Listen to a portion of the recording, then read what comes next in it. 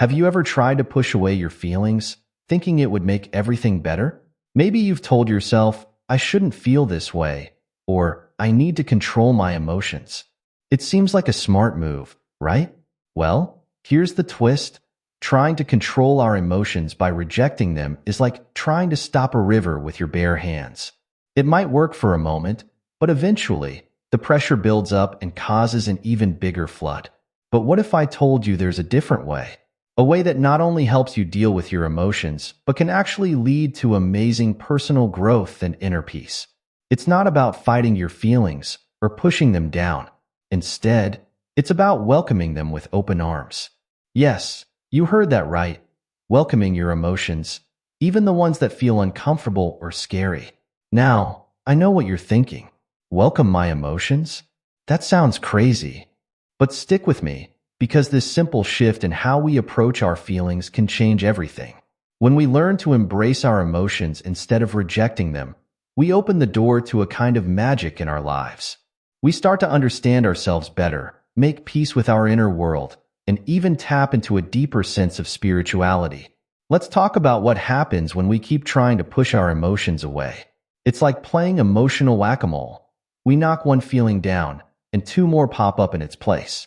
When we constantly reject our emotions, we're setting ourselves up for a tough time. We might end up feeling always on edge, never quite at peace with ourselves. It's exhausting, and it can leave us feeling stuck, like we're not making any progress in our personal growth. But the stakes go even higher. When we don't learn to welcome our emotions, we risk missing out on the rich, full experience of life. We might avoid situations that could bring up strong feelings, which means we could be saying no to new experiences, deeper relationships, and personal challenges that could help us grow. It's like we're living life with the volume turned down, afraid to hear the full symphony of our emotional world. On the flip side, when we start to embrace our emotions, something amazing happens. We begin to feel more alive, more connected to ourselves and others. We develop a kind of emotional resilience that helps us navigate life's ups and downs with more grace. Instead of being tossed around by every feeling that comes our way, we learn to ride the waves of our emotions, finding balance even in stormy times. So, what does it really mean to welcome your emotions? It's not about letting your feelings control you or acting on every impulse.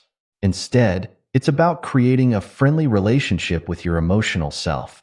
Imagine your emotions are like guests knocking at your door. Instead of slamming the door shut or hiding under the covers, you're learning to open the door, invite them in, and listen to what they have to say. This approach is different from what many of us have been taught. We often hear about the importance of staying positive or keeping our emotions in check. But welcoming emotions is about acknowledging that all of our feelings, the good, the bad, and the ugly, have something valuable to teach us. It's like having a conversation with different parts of yourself, getting to know the full range of who you are. Think of it like this. Your emotions are like a garden. If you ignore the garden or try to control it too much, some plants might overgrow while others wither away. But if you tend to the garden with care and curiosity, allowing each plant to grow and observing what it needs, you create a beautiful, balanced ecosystem. That's what we're aiming for with our emotions. A balanced inner world where all of our feelings have space to exist and be understood. This way of dealing with emotions isn't just about feeling better in the moment. It's about creating a deep, lasting change in how we relate to ourselves and the world around us. When we welcome our emotions, we're taking the first step on a journey of self-discovery and spiritual growth.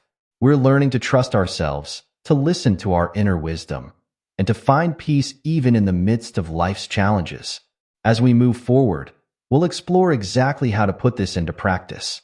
We'll look at simple steps you can take to start welcoming your emotions, the amazing benefits that come from this approach, and how it connects to your spiritual journey.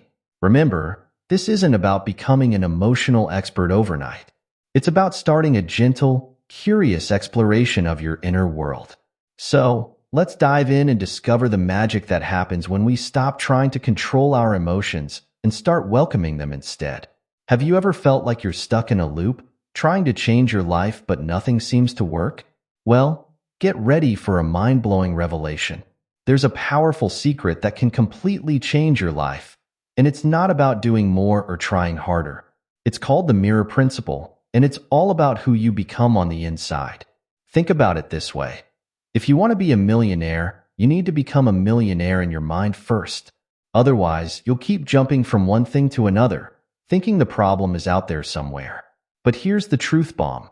If you don't change on the inside, nothing on the outside will change. That's the core of the mirror principle. Now, you might be wondering, what's the big deal about this mirror thing? Well, let me tell you. If you master this principle, everything you touch could turn to gold.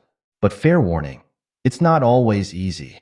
You'll have to face your own demons and look at parts of yourself you might not like. But if you're ready for real, lasting change, stick around because this could be the most important thing you'll learn today. Here's the deal. If we keep trying to control our emotions by pushing them away, we're setting ourselves up for a world of hurt. It's like trying to hold a beach ball underwater. It takes a ton of energy, and sooner or later, it's going to pop up and smack you in the face. When we reject our feelings, we're not solving anything. We're just bottling up all that emotional energy, and trust me, it will find a way out, usually at the worst possible moment. But here's the good news.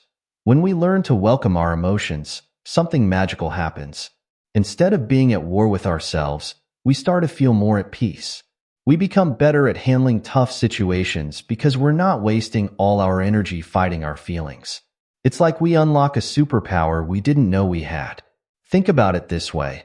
Our emotions are like messengers. When we ignore them or try to shut them up, we're missing out on important information about ourselves and our lives. But when we start listening to them, we gain insights that can help us make better decisions and live more fulfilling lives. Let's dive deeper into this mirror principle because it's a game changer. Imagine your life is like a big mirror. Everything you see around you, your relationships, your job, your bank account, is a reflection of what's going on inside you. It's not just about what you do, but about who you are being. Here's how it works.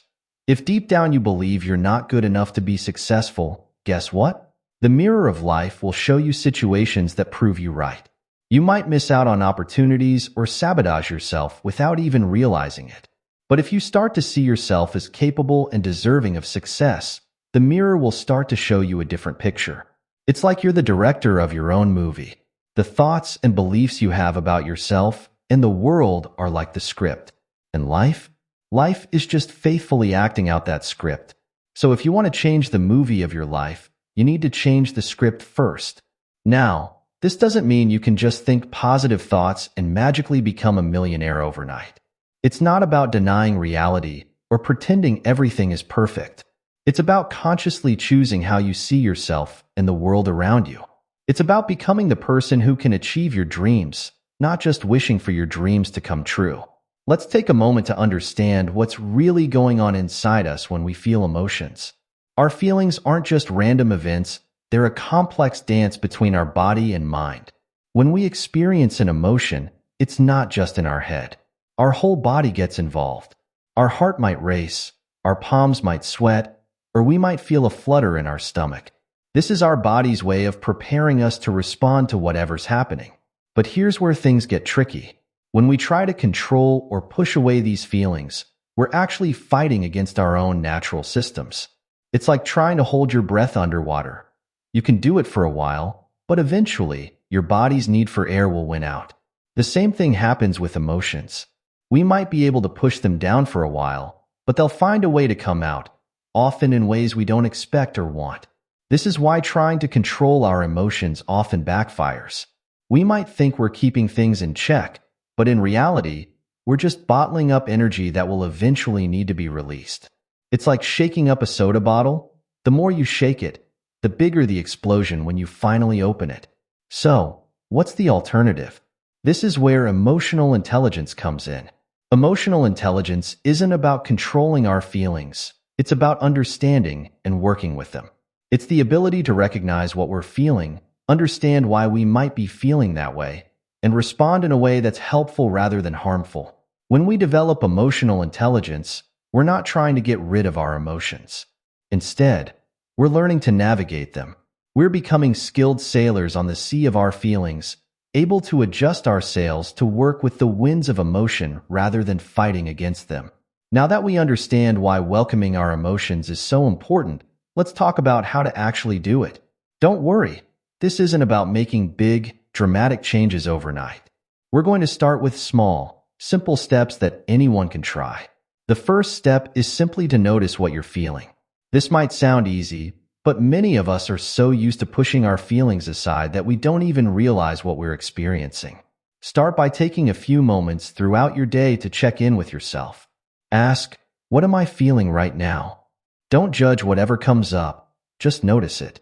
Once you've noticed what you're feeling, try to give it a name. Are you feeling happy, sad, angry, scared, excited? Sometimes we might feel more than one thing at once, and that's okay too. The act of naming our emotions can help us feel more in control and less overwhelmed by them. This is where the real welcoming happens. Instead of trying to change how you feel or telling yourself you shouldn't feel that way, try to accept the emotion. You might say to yourself, it's okay that I'm feeling this way. This feeling is allowed to be here. Now, get a little curious about your emotion. Where do you feel it in your body? What thoughts come with it? What might this emotion be trying to tell you? Remember, you're not trying to change anything. You're just observing, like a scientist studying an interesting phenomenon. As you practice these steps, be patient with yourself. This is a new skill, and like any skill, it takes time to develop. Start small. Maybe try this with one emotion a day. As you get more comfortable, you'll find it becomes more natural to welcome your emotions as they arise. Now, I know what some of you might be thinking. This all sounds great, but what if my emotions are really overwhelming? What if I'm scared to face them? These are totally normal concerns, and it's important to address them. One common fear is that if we allow ourselves to feel our emotions fully, they'll overwhelm us or we'll lose control. But here's the thing. Emotions are like waves. They rise, peak, and then naturally subside. When we try to fight them, it's like we're thrashing around in the water, making the experience more difficult and scary. But when we learn to welcome our emotions, it's like we're learning to float. We ride the wave, knowing that it will eventually pass. Another challenge people often face is the belief that certain emotions are bad or weak. Maybe you grew up being told that it's not okay to cry, or that you should always be strong and positive. It's important to remember that all emotions serve a purpose. Sadness helps us process loss and connect with others. Anger can motivate us to make changes or stand up for ourselves. Fear helps keep us safe. There are no bad emotions, they're all part of the human experience. If you're finding it hard to welcome your emotions, start small. Maybe begin with emotions that feel less threatening. As you practice and see that welcoming your feelings doesn't lead to disaster, in fact, it often leads to relief and clarity, you'll feel more confident tackling the bigger, scarier emotions. Remember, this is a journey. There will be times when it feels challenging, and that's okay. Be gentle with yourself. If you find that certain emotions are consistently overwhelming, or if you're dealing with past trauma, it can be really helpful to work with a therapist or counselor who can guide you through this process safely. Now, let's talk about the good stuff. The amazing benefits that come from learning to welcome your emotions. This isn't just about feeling better in the moment, although that's certainly part of it. Welcoming your emotions can lead to profound changes in your life.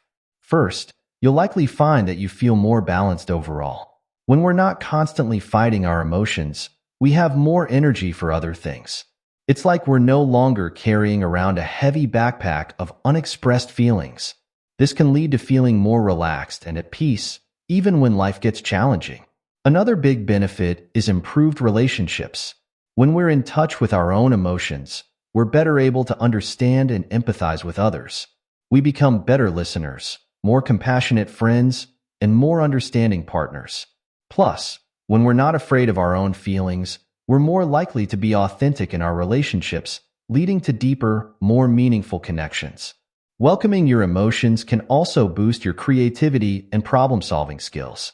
Emotions are a rich source of information and inspiration. When we're open to all our feelings, we have access to more of our inner resources. You might find that solutions to problems come more easily, or that you have new, creative ideas. Perhaps one of the most profound benefits is a greater sense of self-awareness and self-acceptance. As you get to know your emotional landscape, you'll develop a deeper understanding of who you are, what you value, and what you need. This self-knowledge is incredibly empowering. It helps you make decisions that are truly right for you and live a life that feels authentic and fulfilling. Now, let's explore how this practice of welcoming emotions connects to our spiritual journey. Many spiritual traditions talk about the importance of self-awareness and inner peace. By welcoming our emotions, we're cultivating both of these qualities. When we embrace our emotions, we're practicing a form of mindfulness. We're becoming more present and aware of our inner experience. This heightened awareness can lead to moments of profound insight and connection. You might start to notice patterns in your emotional responses that give you clues about your deeper beliefs and values. Many spiritual teachers describe emotions as messengers or teachers. Each feeling we experience has something to show us about ourselves and our relationship with the world. When we welcome our emotions, we're opening ourselves up to these lessons. Anger might be showing us where our boundaries need to be stronger. Sadness might be pointing us towards what we truly value. Joy might be guiding us towards our purpose. This practice of emotional welcoming can also help us develop compassion, both for ourselves and for others. As we learn to accept our own difficult emotions without judgment, we become more understanding of others who are struggling. We start to see the shared human experience in all our emotional ups and downs. Remember, spirituality isn't about being perfectly calm or happy all the time. It's about embracing the full spectrum of human experience with openness and curiosity. By welcoming all our emotions, we're allowing ourselves to experience life more fully and deeply. Let's wrap up with a simple exercise you can try right now to start welcoming your emotions. This is something you can do anytime, anywhere, and it only takes a few minutes. First, find a comfortable place to sit or stand. Take a few deep breaths, letting your body relax. Now, turn your attention inward and ask yourself, what am I feeling right now? Don't try to change anything. Just notice what's there. Once you've identified a feeling, see if you can locate it in your body. Does it have a shape, a color, or a texture? Again, you're not trying to change anything. Just observe with curiosity. Now, imagine you're opening a door and inviting this feeling in. You might say to yourself, welcome, name of emotion. I see you, and it's okay that you're here. Spend a few moments just being with this feeling, breathing with it. As you end the exercise, thank the emotion for whatever it might be trying to show you. Remember, you don't have to understand everything right away. The simple act of acknowledging and welcoming the emotion is powerful in itself. Try doing this exercise once a day, perhaps at the same time each day. Over time, you'll find it becomes more natural to welcome your emotions as they arise throughout your day. As we come to the end of our exploration, remember that welcoming your emotions is not a destination. It's a journey. There will be days when it feels easy and natural, and days when it's more challenging. That's all part of the process. The key is to approach this practice with patience, curiosity, and compassion for yourself. You're learning a new way of being with your emotions, and that takes time. Celebrate the small victories, those moments when you notice a feeling without judging it, or when you're able to sit with a difficult emotion instead of pushing it away. Remember, you're not trying to control your emotions or make them go away.